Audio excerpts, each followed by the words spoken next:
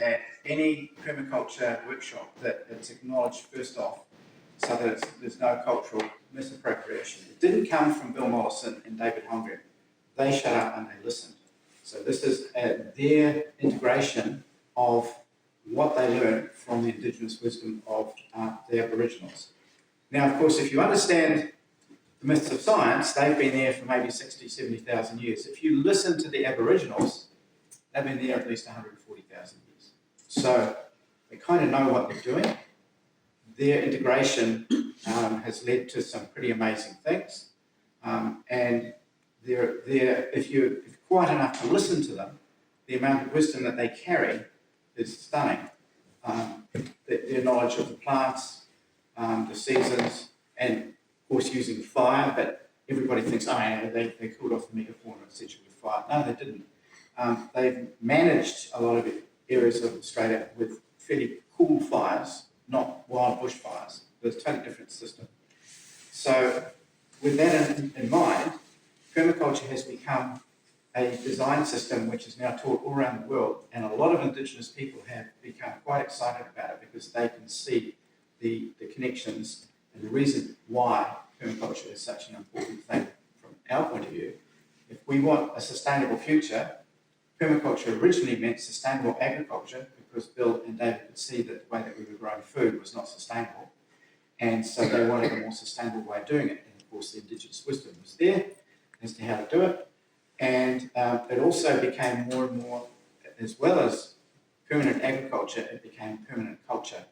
So our social, through permaculture design, there's a whole lot of, on the other side of just growing food, there's a whole lot of social permaculture wisdom, which is, again, has come from Indigenous knowledge and Indigenous community knowledge.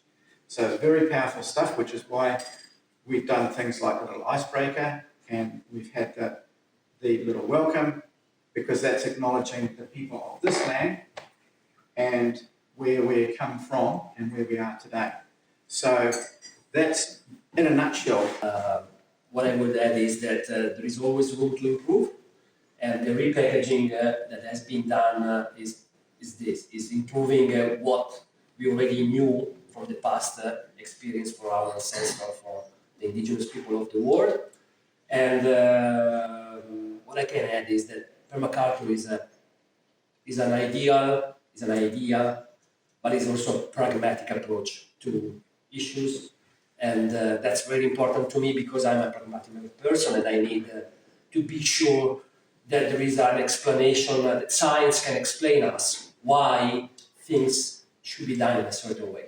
So that's for me very, very important. And the way I will define permaculture really briefly, it's what my teacher told me and how he defines it, is permaculture is an ethical design science that mimics nature to supply for human needs while benefiting the environment. That's it. That's really concise, but it's really embodying what I believe permaculture is. My take on permaculture is systems thinking. I think it's a particular way of thinking. So when you're designing, you're not only thinking of this one system, so like that might be, for example, we have a mandarin orchard. So the system of the mandarin orchard interacts with the system of water, interacts with the system of integrated pest management. And the other thing about the systems thinking is you've always got to be aware of the unintended consequences. So if I do this, it's like a spider web. If I change here, what's going to change up here? And what might be unintended consequences? Okay, so we'll probably cover that more later, but that's in a nutshell system thinking. So another way to frame that is the North American Indian First Nations peoples' attitude towards future planning, and what they have is a tradition called the speakers for the seventh generation. So nothing is done in the village or the tribe until it's passed through the speakers for the seventh generation, who are nominated to think about what's the impact of this choice going to be on 7 generations' time. I think that's incredibly good wisdom.